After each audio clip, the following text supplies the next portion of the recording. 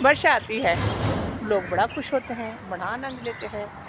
अच्छाई वर्षा की, बहुत अच्छाई कि उन्होंने हमें कूल-कूल कर दिया।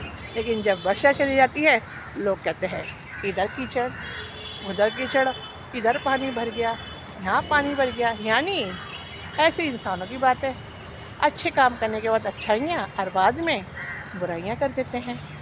यानी अच्छे काम में भी लोग बुराई निकालते हैं। हम अच्छाई को स्वीकार करें और अपने दिमाग को आगे बढ़ाएँ।